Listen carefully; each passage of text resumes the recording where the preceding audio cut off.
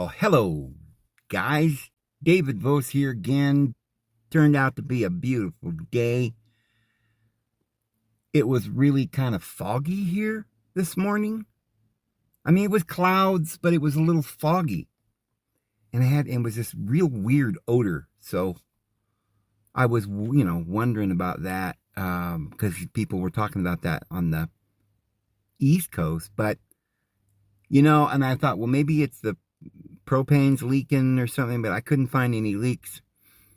So I don't know what that was, but I hope you're having a wonderful day. Friends, today we're going to give you the history of Jehovah's Witnesses like you've never heard it before. The truth about it, And just because what I say isn't going to sound like what you have heard, like a lot of ex-Jehovah's Witnesses might watch this, I hope that you will share it with them. Because ex-witnesses and any Jehovah's Witness that's what do they call them, a PIBO or a PIMO, they're in the organization, but they want to leave. They don't believe in it, but they can't leave because they're family. But if you know people, or even Jehovah's Witnesses that are willing to listen, people really need to know the truth. But the world at large needs to know this. That's more important, I suppose, the world at large, because there's only a few million Jehovah's Witnesses. But those few million people are so stuck and brainwashed, it's sad. And I tell you the truth that I don't know that any of them, aside from a direct intervention from the Lord, will come out of that organization, because it is a mind control. It is a hypnotizing, mesmerizing cult. So I'm going to tell you the truth, and you may have heard some of this, but I don't know that anybody's ever done a video where they show and just spell it out with all these facts that we know are facts, like the fact that Charles Taze Russell was a Mason. Now, you'll hear that from time to time. People will say, oh yeah, he was a Mason because we think he was. He said he was, but hey, maybe he's not. Maybe he's not. Because they say he's not. But isn't it crazy that the man can state publicly, I am a Freemason, and no one will even believe him then? But when we take information like that, and we know it's the truth, regardless of whether anybody wants to believe it or not, and we put this story together with all these facts that we have heard, and we put them all together in one story, and then look at the symmetry.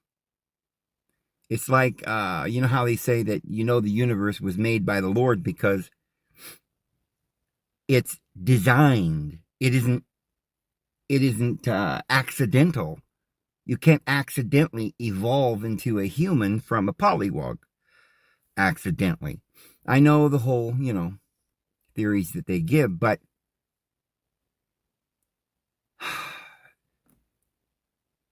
someone would say, take a look at that watch. Look how beautiful it's designed, and it's got to be perfectly designed in order to get the hands of the clock to say noon every day for months and months and months, and you only have to adjust it just a little. And there are some ancient Swiss watches that were very accurate for years. And then today we have digital things, and you would think that digital and electronic biological tech would be something that anyone would have to admit was made by somebody's mind. So believing that, knowing that, as most of us probably do, we accept that at least for those of you who believe in a divine creator, which I believe is the mind, not a bearded man floating around in yonder heavens. But it is the consciousness of the universe, and it's a being, a personal being. Now, if we accept that, then when we get back and look at this tapestry that we're about to share with you, or the history of Jehovah's Witnesses, with the actual facts that we have now come to know after 100 years of their lying and obfuscating and hiding, it becomes very obvious what this organization is. They weren't called Jehovah's Witnesses. And they weren't even called Bible students. I mean, they had all kinds of different legal organizations for a long time. But today there are more like 2 or more organizations that have come down from him. But what Charles Russell actually founded wasn't Jehovah's Witnesses, but it was called the International Bible Students Association. What nobody ever seems to do is go back and find out who Russell was before he became a Jehovah's Witness. And, but who's his family? Where'd they come from? What's his background? Well, Russell's family were German Jewish immigrants. But not only that, he was an immigrant with a bunch of other immigrants. They all came over kind of together, his whole family. And they came over here literally for a purpose. They were high up in the echelons of the elect group of people running the world, financiers from the Bavarian group. And they came here to start organizations, corporations. They were lawyers, so they could do all this, because you just need to be a really good lawyer and have a certain handshake and a certain knowledge of the society, and you join the society and a brotherhood, you can make oaths and they finance each other. So they had this whole thing behind them when they got here. That's why they all of a sudden started working on trying to get Mormons and Jehovah's Witnesses and other groups over here. Kind of like a Project Paperclip, because later on we find Charles Russell bringing all of these people over from Europe that were Jewish immigrants. I don't know why right at that time in the late 1800s they were all coming to America, but I think they started flocking over here from the beginning, from 1776, and that's when the Bavarian Illuminati was formed. And they had this plan, and they were infiltrating them over here. It was like a Project Paperclip before Project Paperclip. This was all being done by the Russells and his family. And they brought the ones that later came over and started Hollywood, which we'll show you here in a moment. But Russell's family, not more than a generation or two back, were very powerful and wealthy immigrants from said location. They lived in the British Isles, and they became involved in Freemasonry. Yes, his family was heavily involved in Freemasonry. Some of his family members kind of converted to Presbyterianism. They moved to America, and that was like in the late 18th century. So these individuals that came over that were Jewish German immigrants, they came over from Britain to America, heavily played a role in the foundation of Mormonism and Jehovah's Witnesses, and probably various other Masonic societies like Millerites and so forth. They were the leaders of organizing these organizations. And they had a lot of crazy things and ventures and capital ventures and ploys and companies. Charles Taze Russell was raised a Presbyterian, but when he was 17 years old, he denied Christianity and said he didn't believe in Christ or God or religion, and he became an agnostic. So that gives you an idea of his mind. He was trying to think outside of the box. He really had a hatred for Christianity to start with. But yet, why would this family of his background, you can imagine his father, mother, brother, grandpa, they were actively coming over. Now, what do these Jewish immigrants usually do when they get here? Well, they start ventures, capital ventures, and religious ventures, and commercial ventures. They always do. They were the only ones who did it, because they were the only ones that had this capital or this sort of clout, and we don't even know what this clout was or is, but we know that Charles Russell was high enough in the clout area that at a young age he was writing letters to the Rothschilds and was very vocal about being a Zionist. And, remember when Charles Russell started, he was learning about the Bible, but as much as the Bible, he was learning astrology and pyramidology and theorizing about whether or not Jesus even existed. One of his comrades that split off from him stated that Jesus' dying on a cross was as efficient for salvation as a fly being swatted with a fly swatter. That was some of the ideas that were coming out of this original Russellite movement. They were a political organization, if anything, maybe more than religious, because all they talked about was political things like Zionism and writing letters to the Rothschilds and political movements and creating vast crowds, peddling, commercializing, advertising. He would be advertising the kingdom. That's what he would say. Millions now living will never die. Well, that was, some years later, but it was like that. It was very much of an advertising thing. He would make claims about some special wheat that grew better and was healthier and cheaper, whatever. I think it was more expensive. And he was the only one you could buy it from, and he advertised his grain and different things. He made like a phonograph. He made the first motion picture. He had a temple. Yes, they had a temple, not a church, but they literally had a temple in New York, Brooklyn area. And in the temple, they would play this motion picture that they made. And people would come to the temple and become initiated into these truths and then sent out 2 by 2. Now, they also started buying capital and business and real estate companies. And this was all done under other corporate names. To this day, Jehovah's Witnesses have billions of dollars worth of corporate assets that cannot be tied to the Watchtower Bible and Tract Society itself, but to individuals in the Watchtower Bible and Tract Society. Maybe they are personally responsible. They put their name on it.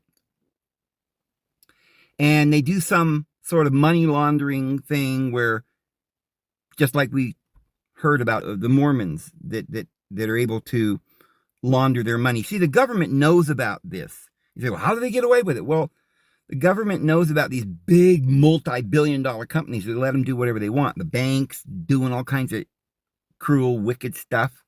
The only time anything ever gets into the public and you hear, somebody like a bank did something wrong, it was probably because they orchestrated it to display or to let the world see some problem with the banking. And then they're like, we'll fix it. And that turns into some other clandestine plan where the bank ends up having more control, because you can't have less control, because look what happened. We stole money from all of our investors and so forth. But nothing happens in this world. Nothing goes viral. Nothing gets out that they don't want to get out.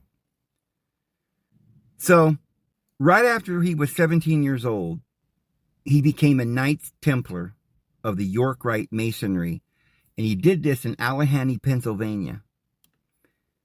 A Knight Templar is a lot like Freemasonry, but it's a higher degree.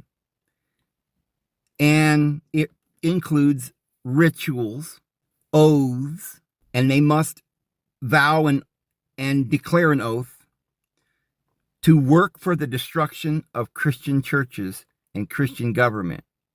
That is in the Constitution or the bylaws or the rules of Freemasonry. Freemasonry is dedicated to the destruction of the Christian church in Jesus Christ. And so what happens right after he starts his little magazine and he wants to sell his magazines and pamphlets and advertising Zionism's coming. And the whole Watchtower was about Zion's kingdom, not a religious subject. This was about the time that Zionism was taking hold and people were beginning to believe in Zionism. And he was one of their promoters. He was financed. And that's why they give him that big, huge building there in Brooklyn, right across from the United Nations, on the greatest, most expensive, busiest port in the world that you could not buy for any amount of money. Those kinds of real estate positions are granted to certain individuals for their work that the government or the elite want to do. So they allot an area there at the port for the United Nations. And down the street or across the street is Rockefeller Plaza.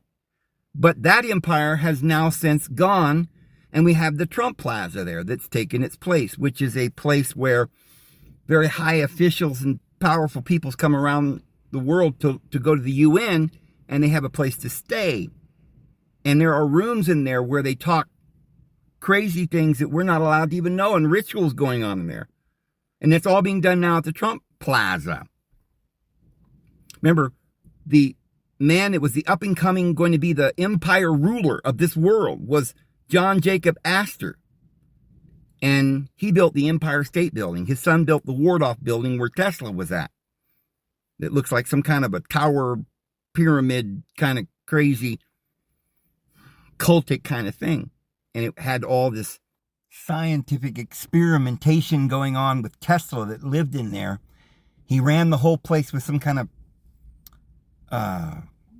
free energy or device or batteries and alternating current contraption ideas that Tesla was working on. So whoever has the tallest building in the city is the most powerful person. That's why they have to build a little higher than the next guy. If they're going to finance something like that, they would have to get permission from the Rothschilds. They will not allow you to build a building higher than the most powerful man in the city. So, of course, this powerful Judean, immigrant, the Astor family, was the wealthiest family in America, closely rivaling his predecessors and about to overcome them when J.P. Morgan put him on the Titanic and sunk it. So Donald Trump comes along 1 year and 2 months after the death of Adolf Hitler. So he could have been his incarnation. And he inherits a great deal of money from his father that looks a lot like Walt Disney. And remember, Donald Trump also goes back to the immigrants that we were talking about. Thrumpf was his name. They always change their name because they don't want you to know who they are. But understand, if you're a Jewish immigrant in Brooklyn at that time, on that coastland, on that port, where the UN is, where the Watchtower Bible and Tract Society is, where Trump Plaza and Rockefeller Plaza is, and all of this area, and you're one of these Jewish immigrants, you didn't make that money yourself. You inherited it, and they're always telling you stories about how they were these poor immigrants that started this little company. Well, the company is like a major skyscraper. They had an empire, and they were financed. Yeah, they had to start off, Bill Gates was a kid once with little glasses, still wearing the glasses, but his mother was on the board of IBM. So they just created a little business and put this little puppet guy in there that was of their bloodline to keep the money in. And so they're all together. Trump, Drumpf, and anybody in that Brooklyn area. They're the ones that convinced us to go to war with Adolf. They're the ones that own those banks, in Manhattan and all of this area. They got these insurance companies. They got so wealthy because they were able to put laws in effect that said you had to have these insurance. And then they just rake in the money. And the banks, all of them from these immigrants. And so they owned the Empire State Building, was one of their clan, but they got rid of him because he got too cocky and thought he knew everything and didn't want to share. So John Jacob Astor died in the Titanic, but that was the tallest building in the world. Now the tallest building in the world today is in, I don't know if it's Dubois. I think it's Dubois. And like number 3 is in Mecca, Saudi Arabia. But so there's 2 or 3 of them that's in the Saudi Arabian world. There's one in like Malaysia. There's one in South Korea. Couple in China. But the highest building in the Western Hemisphere is the One World Trade Center that replaced the World Trade Center. And all of these buildings are run by BlackRock. Vance works for them. Trump works for them. Elon works for them. They're the elite Bavarian Brotherhood, sits on the round table. Mr. Fink is the president. They assigned, the round table assigned Trump this position. Assigned Russell to be doing pamphlets in this propaganda religion at the port there in Washington. They're the ones that made the decision to put the highest building in the world in Dubois. Go take a little look at that. That area down, they took over boxing like last year. And they pretty much run everything, got all the oil. How did they get these deals? They got these sheiks that are so powerful. And several of these taller buildings are in Shanghai and over in China.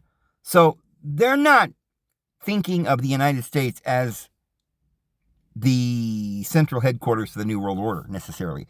But the BRICS banking system is going to be headquartered, I think it's in Shanghai, somewhere in there in China. But it's going to be heavily run out of the same KGB, CIA, SIS, Israeli intelligence that it's always been ruled over by. But those are just their military arms. The people that run the world have suit jackets and sit at the top of the World Trade Center and run BlackRock. Mr. Fink, Trump, Elon, and Vance. They work for BlackRock. And they're not owned by this one man. The one man that thought he was going to get all that power on his own, they killed him. They murdered him. But the Brotherhood stuck together in a little round table thing. And they run all the corporations on a board of trustees from the family bloodlines.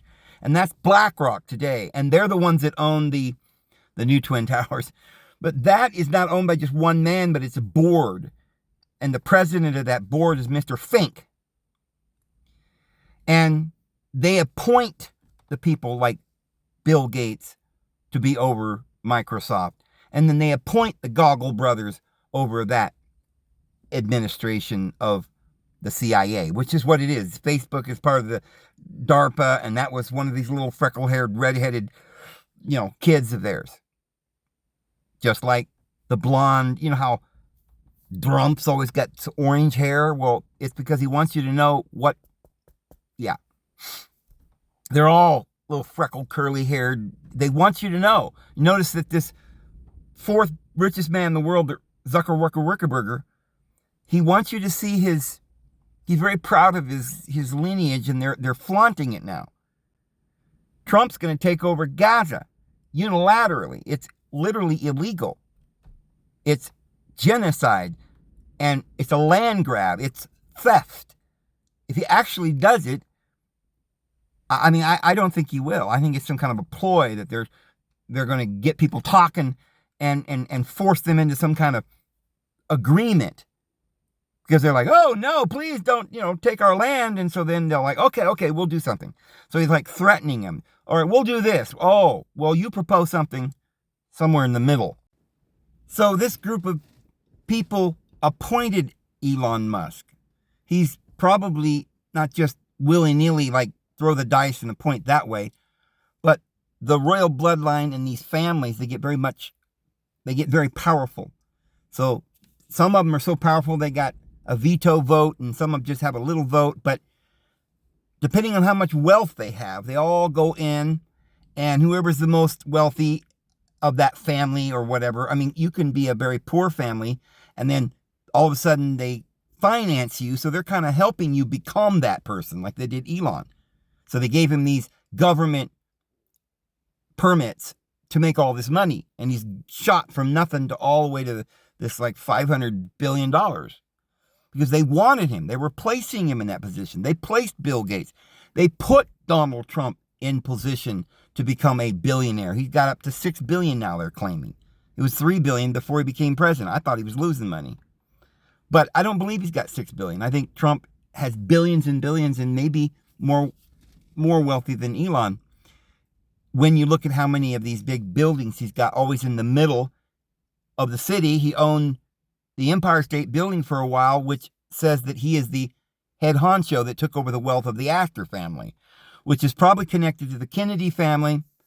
And that group is sort of made a pact with the Elon group that left and went to South Africa.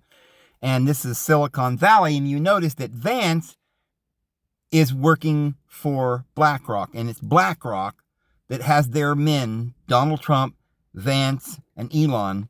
It's BlackRock that has their henchmen running the country right now. It's not an accident. They didn't just get there because they fought their way. They were financed to that position, and the financiers do the financing, and they know what they're doing. And if you're involved in business now, and if you've read the book, The Crowd by Gustav Le Bon, who wrote that book, was also one of these Bavarians. All the great, powerful people of the world read his book, including Adolf, and patterned their world takeover over that, with that book, the book called The Crowd. And it was called The Crowd because it was the manipulation of the crowd or the people or the many with mesmerism and saying things over and over again. One of the most important factors in that book that Adolf used and now Trump is using is this power of positive thinking. Trump was involved in a church. It is a Christian church. It's called The Power of Positive Thinking. This church was created by Norman Vincent Peale, and it was a bestseller book, and everybody was reading the power of positive thinking. Donald Trump and the young man was involved in that. I think he's probably still involved in it. The idea of it, that you repeat what you want people to believe. It's called mesmerism, basically. I believe in power of positive thinking. But it's easy to get this concept of the power of positive thinking mixed up with the power of mesmerizing. So when you repeat things over and over inside your mind, it may cause some subconscious temporary occult happening, and you may get what you're repeating over and over again. You can mesmerize crowds that way, but it is not a tool that will give you real power or eternal life, because only truth can give you eternal life. If you repeat evil over and over again, you can bring demons. So it's basically the dark side of the power of the mind. And if you've noticed, Trump does this. He will say things over and over and over again. Every time he gives a speech, he repeats exactly how well he's doing. Never been a greater president than him. Nobody's ever got as many votes as him. And he says it over and over again. That paper he gave to the Ukrainians was perfect. It was a perfect paper. And what he said was the best you could ever say it. And what he did was the best it's ever been done. And he keeps saying it and saying it and saying it. Not just something he believes and said once that you can go look up. But no, he says it every time he goes up in front of a crowd, because that's the crowd mentality that every great dictator knows, because they read the book, which was based on that era of rationalism from Darwin and Hegel and Nietzsche, and all the rest. And so Russell probably read that book. I don't know for certain if he did. But Charles Russell was a lot like Donald Trump. I mean, he came along and he started a fervor. He was surrounded by Brooklyn area individuals, which were all immigrants of that particular area. And they were all financing the new America. But Trump, some years after Russell, became the king. Russell may not have actually wanted to be a visible king of Brooklyn, but he certainly did build a big tower with watchtower on it, announcing Zion's kingdom and promoting Judaism and Yahwehism and going back to law and works, and that Jesus was not divine. But Donald Trump was an up-and-coming king, and when he moved in, he said, well, if I'm going to be the king of this next world, I have to be the owner of the tallest building in New York. So he purchased the Empire State Building. Whoever owns the Empire State Building owns the world. Now, yeah, Trump did sell the Empire State Building, but he did own it for a short time.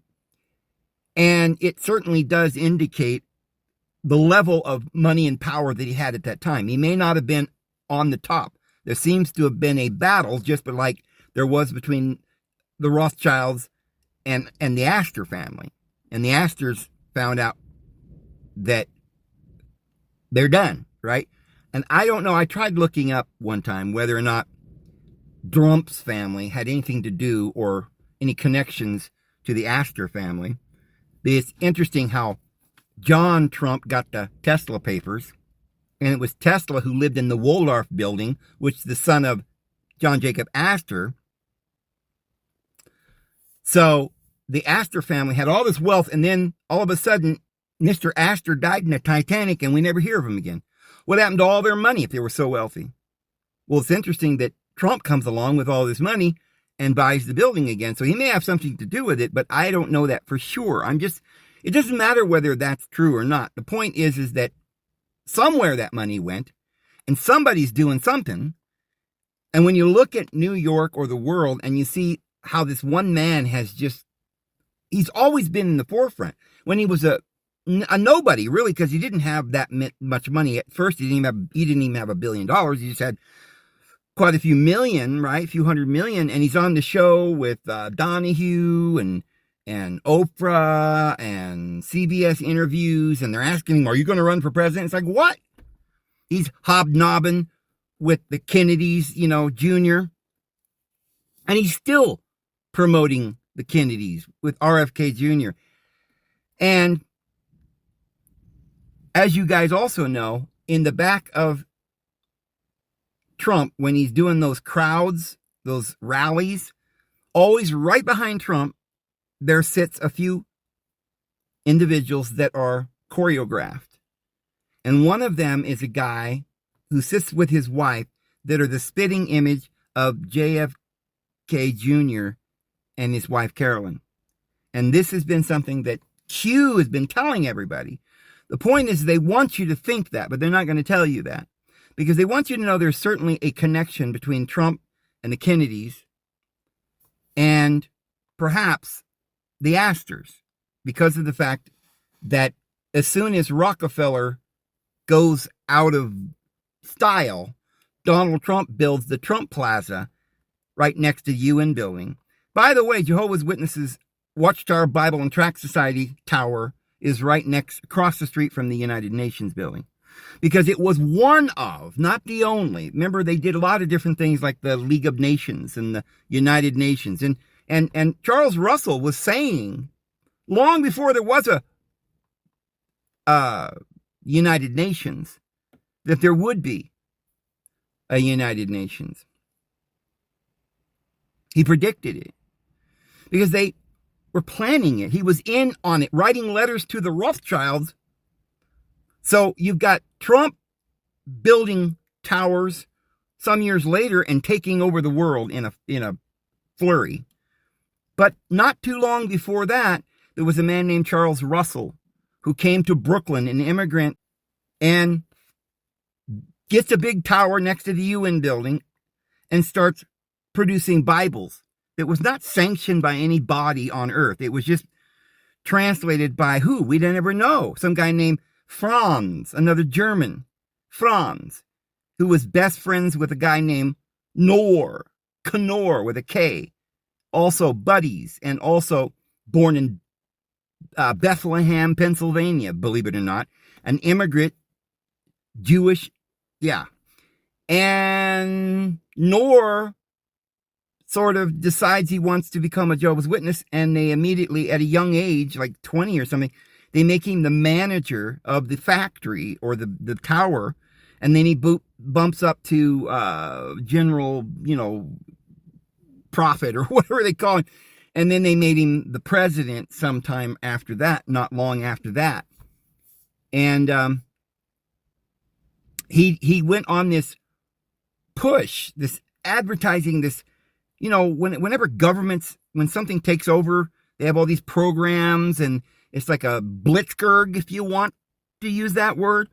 But Knorr said, by the way, I met Knorr, shook his hand. He knew my dad. My dad had gone back to the Watchtower headquarters for some time when I was a little boy. And so when we would go to the grand conventions, because Knorr started this crowd thing where he would have these 3 international assemblies, which would be millions of people would show up. And it, at the time, was recorded that these were some of the largest religious conventions that were ever held.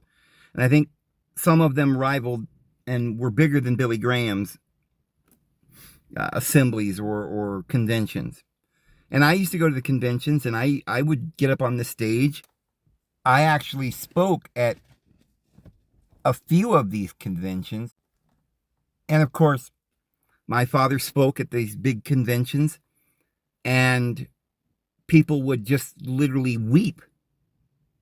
After he would get done from the platform, he'd come down, and all the little old ladies would be waiting to just touch his garment, and they were always praising him. And so, yeah, I did meet Knorr, but Knorr went on this blitzkrieg of grand assemblies, publishing thousands and billions and trillions of books, and, advertising, and just little ways to increase the numbers of Jehovah's Witnesses worldwide.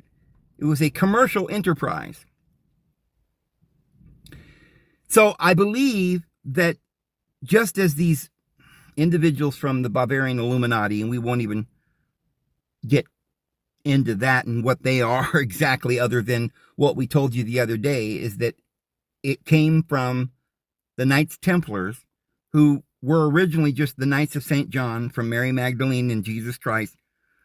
And John is literally the man who wrote 1st, 2nd, and 3rd John. And there he talks about being the elder and being with Milady, the lady, which is the Lord in the Greek there, means a feminine ruler, Lord. And he says the people are her children, because that was the Virgin Mary. And John became the knight. He was knighted by Jesus Christ on the cross. John, your mother, your son, meaning I knight you to take care of this woman. And so he took her with the 72. That was the entire government. 72 is the whole Sanhedrin, plus the other 12. All the 12 and the 72 went to Marseille, France, and created the Knights of St. John. They became Knights of St. John because they followed in the footsteps of John. And they were knighted in the same way that Jesus knighted John. So if you were knighted by somebody who was knighted by somebody who was knighted by John, then you were knighted, or it was like the laying on of hands, but with a sword, right? And they said, well, he said, now I'm telling you, take a purse. Before I told you don't take a sword, now I'm saying get 2 swords. So this is what they believed. But they didn't believe that their swords were for war, but for defense, because they would protect the Holy Grail. With their lives, they would defend the Holy Textus Receptus, which is the Septuagint version of the Bible is the only Bible that Jesus and his family would use, and the apostles. So they set up a government in the Languedoc.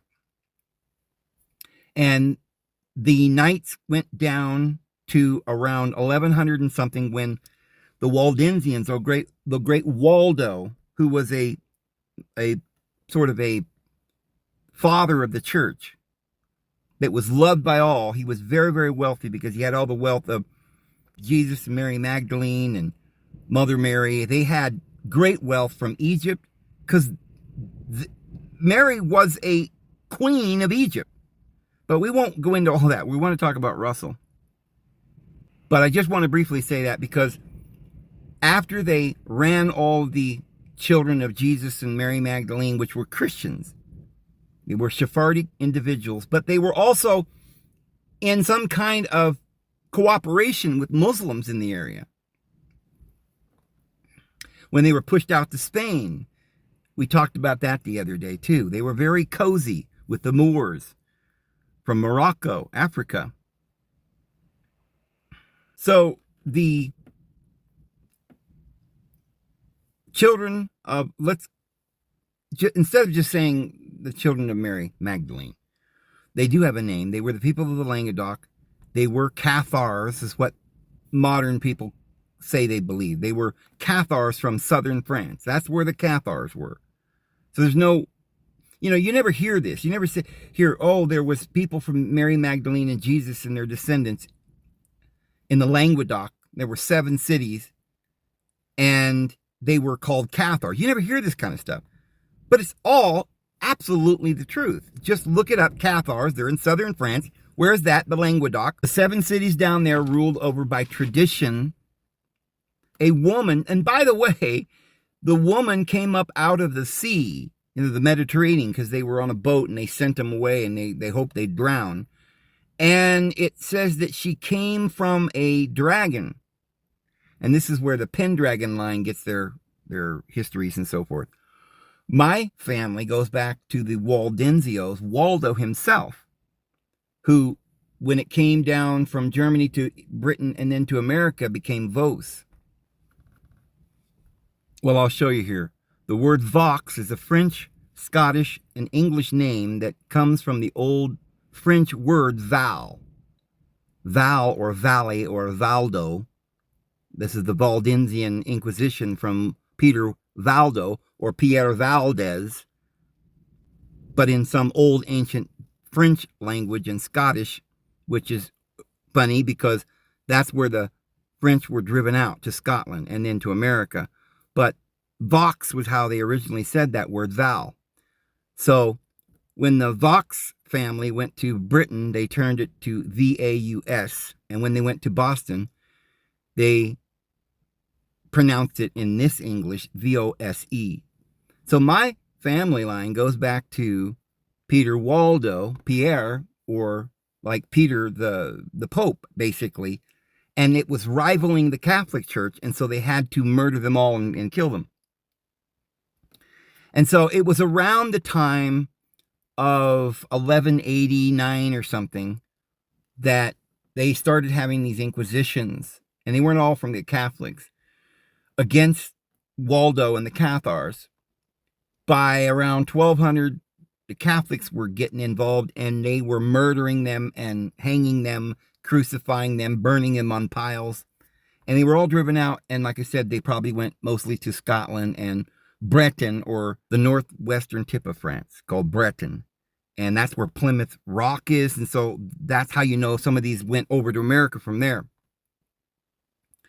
So they started the Knights Templar in something like 1120 or something. I don't remember the exact date. So the Knights Templar was either a part of the Inquisition infiltrating the Knights of St. John and just saying, oh, it's a new knighthood, we're going to call it the Templars. Why are we calling it the Templars? Well, they were the Knights of St. John. But now they were going to make a different order called the Knights Templar because they were going to build a temple. Now, nobody could say that anyone who wants to build the temple called the church that was going to be in London, that would eventually then take over the entire world with the Bar Association. It was called the Temple, made by the Knights Templars. Now remember, all this is in conjunction with the banking that's begun now, because these Templars were originally sent to Palestine to build a temple, and they had to fight a war at the same time. Well, they lost that and were driven out, went to England and built the temple, but it was a much bigger clandestine temple with its headquarters in London that had branches and tentacles all over the world, called the court system. And it was these same people that created the financial institutions or the banking. So with banking and with this lawyer gig, which is really laying down the law for every man, woman, child, no matter what country you live in, they had the laws then of parliaments and congresses, and with their finances, they could finance war and get more and more money. This is quite a scam. But at this point, it was no longer from the Knights of St. John. It simply was infiltrated by a bunch of evil, wicked men whose purpose was to take out Christianity. So we know from the very beginning of these Knights Templars, it was a pernicious, evil plot. But they had to use the people that were already Knights of John and so forth, and so they deceived them. And what they did was they made the York Rite from that area, which is why when it came over, the bad guys came over, they renamed it all York. There's a York up in Canada, Ontario area, and there's a York, New York there, where all these immigrants came. And York Rite was a rite of Freemasonry that included 30 extra degrees. Now, the reason they made 33 degrees is because they had a plan to take over the entire world. And everybody would get involved in this satanic initiation, whether they were aware of it or not. They would start on any level that they were ready. So if they were some Christian, and they weren't Christians, they didn't believe in Christianity, they don't believe in Jesus. But if you were a Christian, you could join, but you didn't have to know that Jesus wasn't the divine yet. All you had to do was make a vow of secrecy and cooperation, and you would get to be the first degree. You don't know anything, but you're under vow, and you're under camaraderie, and you believe. Like when you join Jehovah's Witnesses, you believe they're all your friends. It's a camaraderie. It's like one for all for one, and they give you the sacred sign, and you're a brother, and they take care of you, and they'll die for you, because they're all peasants, and they're all convinced that they got to do this. It's like a little brother. It's like a little cult. They don't know what they're doing yet. So that's why they made all these different degrees. You got to get you might get way up to 20 degrees and think, wow, I'm way up there now. No, you don't know nothing at 20 degrees. You've got to go to the 33rd degree to have any understanding. And even them, they only know what they're told by Satan they must know. But yes, some of those at the 33rd degree probably know a lot more about what they're doing. But like not fully, because you take somebody like Charles Russell, who was a 33-degree Mason. And when you look at everything he's doing, it looks like he might have been sincere. Like when you look at Adolf, looks like he was sincere. You look at Trump and you think, well, he's sincere. But they're being financed and goaded, and doors are opening for them that they do not know from whence. From little children, they're put at the shrine of some religion or indoctrination, either from some Orthodox thingy or some Kabbalistic thingy. Or now the Presbyterian is also a place where very high up individuals will pretend that they belong to a Christian church. It'll be Presbyterian usually. They're almost as powerful as the Brooklyn Judeans, the immigrants. They have a lot of money and wealth and power. And so a lot of presidents and senators and so forth will either say they're from the Catholic faith or Presbyterian, or they'll be something like a Mormon or a Jehovah's Witness. You know, Eisenhower was a Jehovah's Witness. So there's a picture of the world headquarters. You see there's the Brooklyn Bridge. Of course, they moved from there now. There's his original books. There's Russell, The Divine Plan of the Ages. You see the the Sumerian sun sign there with the eagle's wings. There you see the Templar insignia under the top right. And on the left is the crown and cross, which is also a Knights Templar symbol. But you can literally see the Knights Templar symbol on the right side. And that's their watchtower symbolism too, which is another New World Order symbolism, esoteric thing. The very same symbol that you see on Science and Health, which was another religion financed by the financiers. There you see, on the left is the symbol that you see on the right side, the Sumerian Babylonian deity. There is the crown and the cross, symbol of the Knights Templar, on a pyramid. And that is Charles Taze Russell's monument or headstone, or you know how Washington has the Washington Monument. This is the Russell Monument. And there's his little picture. His headstone is right there, and he's buried right beneath the Great Pyramid there, which clearly has the Masonic or Knights Templar symbol on it. And he's buried in a Masonic graveyard. And he seems to be at the top of the hill in the biggest grave marker there. I mean, like he towers over them like the chief of all the Masons that ever died. But Trump was of Norman Vincent Peale's Power of Positive Thinking, which is one of these little cults. Jehovah's Witnesses is another one of these little cults. Each has a different job. You don't know it necessarily, but you're taking an oath. That's why all these churches demand that you get baptized. Yeah, well, it's in the Bible, Dave. But they never talk about the fact that it isn't in the Bible that when you get baptized, you sign a piece of paper and you agree to all these corporate beliefs and doctrines and things that they made up. It may not even be in the Bible at all. Like Jehovah's Witnesses, you have to agree not to have a beard or something.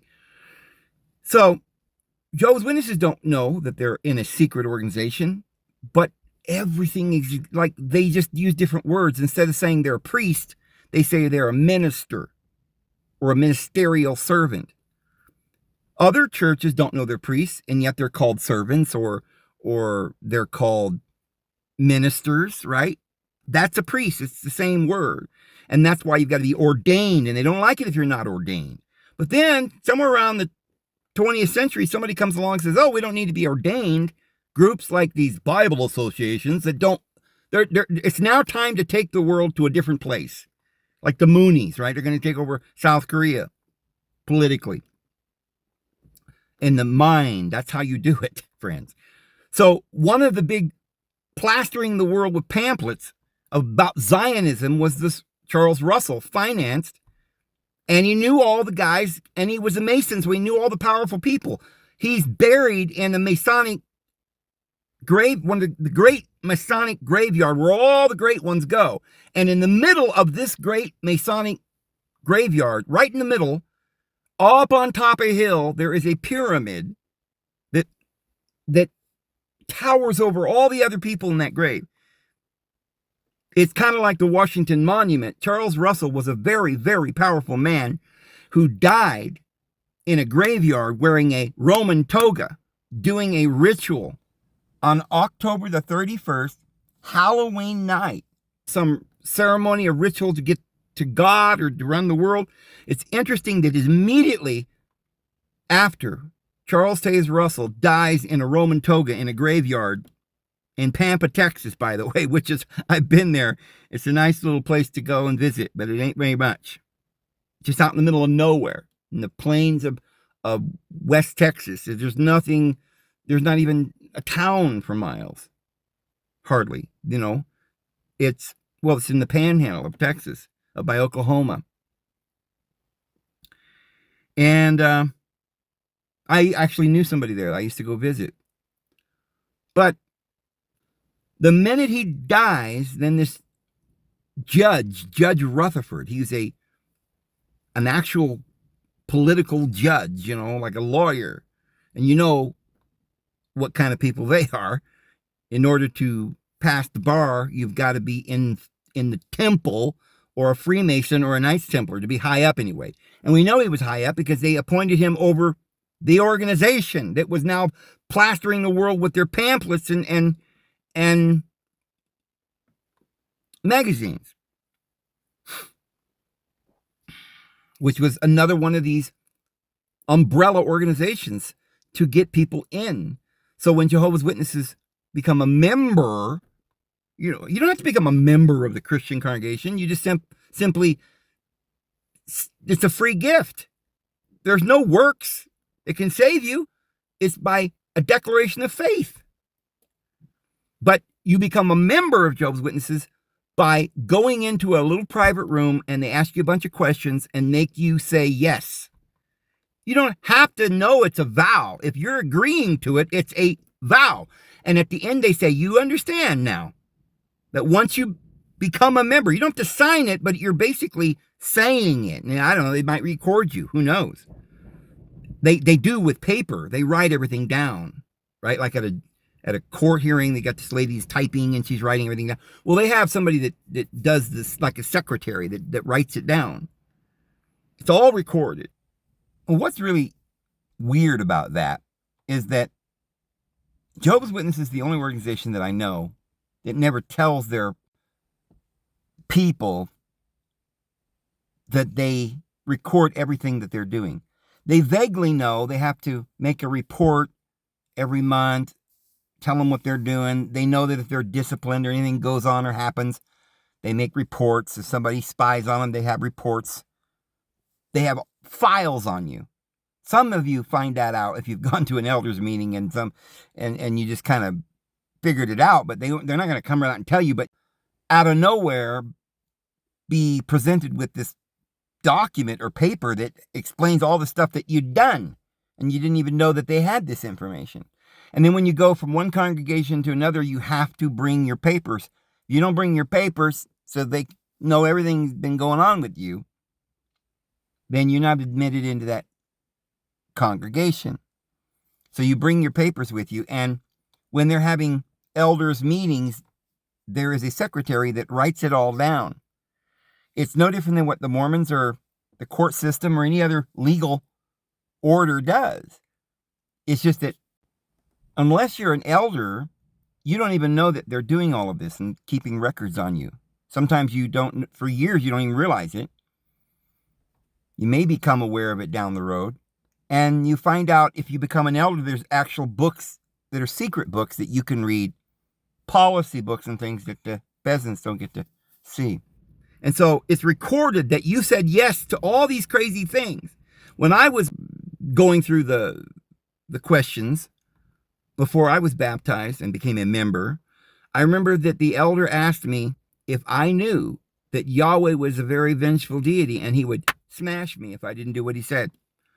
And I looked at him like, huh? But I was like, oh, he just, I don't know what he's talking about. I just, whatever, agree to it. Because I already thought I knew that my comrades and my brothers that I grew up in this organization, I trusted them because I was brainwashed. But it is a vow. And this is why they can murder you. Now, in some organizations, they can murder you. Literally, they can bump you off. I think they could bump off anybody in the world as long as if you've taken a blood oath.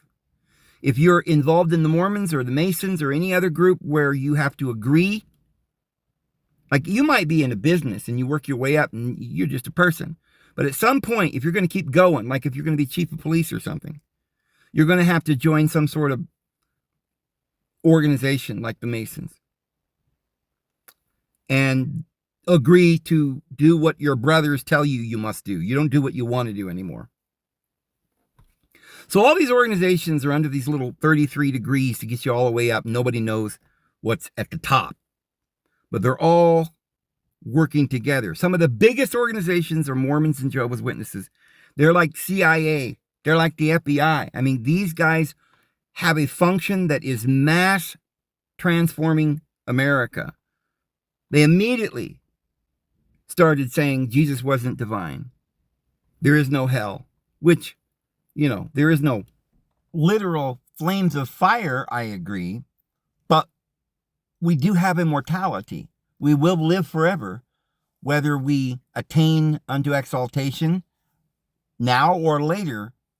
And the place of torment is for an age and not eternity. So they didn't understand that. And I don't know. I guess most Christians don't either, because they haven't taught us that anywhere in the world. They don't want you to know that. And people don't just go into oblivion or to nothingness. But those were great lies. And they took over the world, and everybody started believing in Yahweh. I mean, think about it. Before Jehovah's Witnesses, most Christians never even heard of the word Yahweh or Jehovah. They really never even heard of that for years. And because most of them were like Baptists, it go back to the Anabaptists, it goes back to mostly Cathars. Yeah, the Christians that were in America, Baptists and those, are sort of descendants of the Catholics. Of course, they don't no longer remember that all the history's been scratched. But the Cathars they only read the Septuagint Bible, and they believed in the divinity of Christ and the divinity of man. And they were the ones who believed in reincarnation and all these amazing things. But it was taken over in the 1100s by the Bavarian Illuminati, which at that time they didn't exist. It was Jesuits. And these Jesuits were all very powerful people from these groups that they got from Baghdad, lineal descendants of Jeconiah and Levi. And so this is why to this day most lawyers are Levi or Leve. Leve starts the Satanic Church, Anton LaVey. And these guys, all of them, FBI, the CIA, the NASA organization, all these groups and religions and Hollywood, all of these different kinds of groups, music, rock and roll, magazines, movie, all these things, all goes back to one of Aleister Crowley's disciples. L. Ron Hubbard was one of his disciples, created Scientology, which is a satanic organization, leading the modern, you might not realize it, but that's going to be the future religion. It's about novels of space federations and we're all going to be thetans, which doesn't mean we're divine. We're all one and we all love each other. It means that we are able to do anything like glutton ourselves and come up with a chemical that can allow us to glutton ourselves. We can indulge in pleasure forever and ever. There is no law in the sense that nothing is right and nothing is wrong. So Charles Russell founds the Bible Students Association, International Bible Students Association, in 1870. And he formed a group called the Bible Students. And then, not very long after that, he came up with this Zion's Watchtower Bible and Tract Society name. But most of these other names were still incorporated and used for laundering money and stuff. Most people nowadays, Jehovah's Witnesses, will go back and they'll say, oh, they were Bible students. And all we've ever heard is Watchtower Bible and Tract Society. We don't realize that there was international associations and different that and the other different kinds of groups. Many different names for these groups. Well, guys, I'm going to cut it off there. I had talked on and on and on for another hour. And I don't want to put 2 hours of video up at once. I can't even sit and load that much information because it's too many gigabytes and it takes forever and I don't got any signal out here. So I'll have to close it at 1 hour. And the rest of what I said, you'll have to listen tomorrow to hear it. And that might even give me part of a day off where I can get something done on the old Paradise Ranch. Well, I'm going to go. I hope you have a wonderful evening. May the Lord give you His grace and His peace, and He will. We'll see you tomorrow. Have a good one, guys.